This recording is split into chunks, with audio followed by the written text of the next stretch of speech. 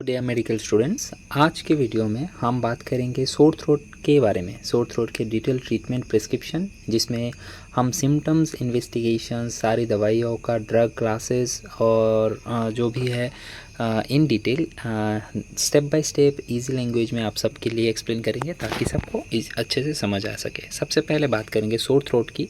ये एक general condition है जिसमें हम लोगों का जो थ्रोट रहता है उसमें पेन रहता है या फिर इन्फ्लामेशन रहता है। ठीक है, इस कंडीशन में क्या क्या मेनली हमको प्रॉब्लम या फिर सिम्टम्स देखने को मिलता है। फर्स्ट ऑफ ऑल फीवर हो सकता है, that is also associated with chills और रिगर्स। मतलब the patient might have fever, मतलब बॉडी का टेम्परेचर बढ़ सकता है, साथ ही में उसको ठंड लगना या फिर काँप आना भी हो सकता है। काँप आना भी उसमें दिख सकता है। ठीक है, कपकपी भाव जो होता है। ठीक है, नेक्स्ट इज़ कॉफिंग, मतलब खांसी। ठीक है, गले में जलन, खांसी, ये सब भी हो सकता है। Next headache, ear pain, throat pain, right. मतलब पेशेंट को अगर सिर दर्द तो हो ही सकता है, कॉमन है, साथ ही में वो सिर दर्द ईयर तक, मतलब कान तक भी फैल सकता है, राइट। साथ में थ्रोट पेन भी उसका हो सकता है। नेक्स्ट डिफ़िकल्टी स्वेलिंग, क्योंकि गले में सूजन है उसकी वजह से निगलने में भी, खाना निगलने में भी प्रॉब्लम हो सकता है। स्वेलिंग इव्यूला, इव्यूला में जो है इव्यूला का इव्यूला क्या होता है? ह्यूमन एनाटॉमी में आप देखोगे तो ये हम लोगों का जो माउथ है इसके अंदर ये वाला पार्ट है टंग, सबको पता है। उसके ऊपर साइड्स में जो रहता है उसको टॉन्सिल्स बोलते हैं, राइट।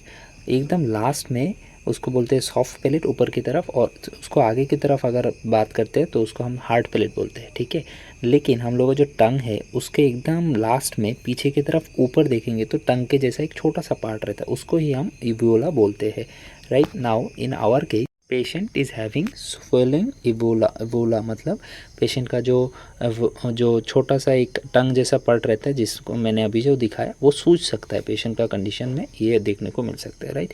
अब ये जो कमी, मतलब जो हमने देखा सिम्टम्स, इसके रिगार्डिंग कोई भी पर्टिकुलर डायग्नोसिस नहीं हो सकता, क्योंकि ये एक पर्टिकुलर सेंसेशन है जो पेशेंट फील कर रहा है। उसका शोर में थ्रोट आ चुका है, उसको थ्रोट पेन हो रहा है या फिर इन्फ्लामेशन का एक प्रॉब्लम हो रखा है। उसके लिए सिंपल सा हम लोग क्या करेंगे, पहले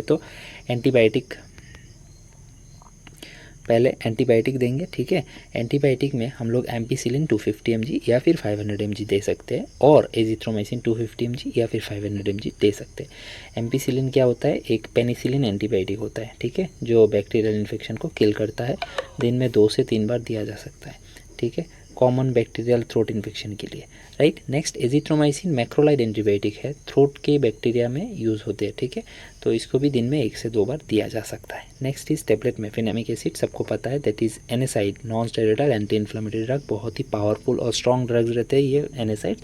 क्या करता है? दर्द, इन्फ्लामेशन, फिर या फीवर हो गया आपका, कोई भी सूजन है, सब कुछ में हेल्प करता है, बॉडी को बहुत आराम देता है ये medicine. Next is mouth wash for gargle, ठीक है। तो mouth wash in the sense, क्योंकि सोर थ्रोट है तो आपको कोई भी एनाल्जेसिक या फिर एंटीपायरेटिक, ताकि बैक्टीरियल इन्फेक्शन जो है उसमें भी काम हो और दर्द भी कम हो, उसके लिए कोई भी एंटीपायरेटिक या फिर एनाल्जेसिक ड्रग हम लोग यूज़ कर सकते हैं, जैसे कि एस्पिरिन, उसको टैबलेट को वाटर में मिला के उसको गार्गल कर सकते हैं दिन में 2 से 3 बार, उससे बहुत ज़्यादा राहत मिलता है, राइट। तो ये एक जनरल कंडीशन है, इसके लिए बहुत ही कम मेडिसिन या फिर बहुत ही जनरल मेडिसिन से ट्रीट कर सकते हैं। नेक्स्ट, अगर if we talk about some children, तो सेम मेडिसिन हम देंगे लेकिन सिरप फॉर्म में, दैट्स इट, उससे ज़्यादा कुछ नहीं, ओके। लेकिन अगर सीवियर एलर्जी हो सकता है पेशेंट में, मतलब चिल्ड्रन में, तो लेवोसिट्राजिन या फिर कोई भी स्टेरॉयड एंटी एलर्जी ग्रुप का, ठीक है, एलर्जी या फिर सीवियर स्वेलिंग में यूज़ करने के लिए हम लोग दे सकते हैं, right. Next let's talk about some alternative drugs.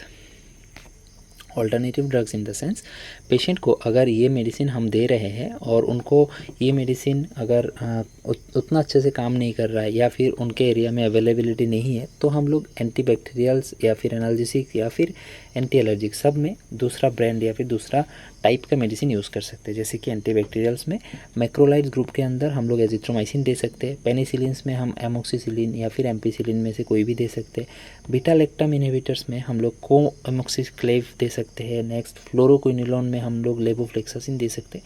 So these are the things. Analgesic में we can prescribe mefenamic acid, ibuprofen, हाँ, flurbiprofen etcetera, aceclofenac, diclofenac sodium, ये सब दे सकते हैं। एंटी एलर्जिक में हम लोग फेक्सोफेनाडिन दे सकते हैं, लोराटेरिन दे सकते हैं, डिस्टोराडिन दे सकते हैं। तो दिस आर द सिट्राजिन बहुत कॉमन यूज़ होता है। तो ये सब मेडिसिन हम लोग एज ऑल्टरनेटिव प्रेस्क्राइब कर सकते हैं इन कंडीशन में, राइट। साथ में एक बहुत इंपॉर्टेंट चीज़ है जो कि है गार्गल माउथ वॉश, ठीक है। बेंजारिन या फिर लिस्टरीन, ये सब हम लोग माउथ वॉश के तौर पे यूज़ कर सकते हैं ताकि दर्द या फिर सूजन जो है वो कम हो सके। So this was the total overview about some patient who is facing sore throat, ठीक है। क्या सिम्टम्स देखने को मिलेगा, क्या कैसे हम ट्रीट कर सकते हैं, अगर वो किड है तो कैसे ट्रीट कर सकते हैं, या फिर ऑल्टरनेटिवली क्या मेडिसिन का ऑप्शन हम लोग के पास रहता है, हमने इस वीडियो में बहुत अच्छे से देखा, राइट। तो ये वीडियो एक जस्ट एजुकेशनल पर्पस के लिए था। सो डोंट यूज़ दिस और don't treat this as some own knowledge of writing prescription और own knowledge of taking medicine, कभी भी मत कीजिए, ठीक है। डॉक्टर को प्रेस्क्राइब करके ही फिर आप कोई भी मेडिसिन लीजिए, ठीक है।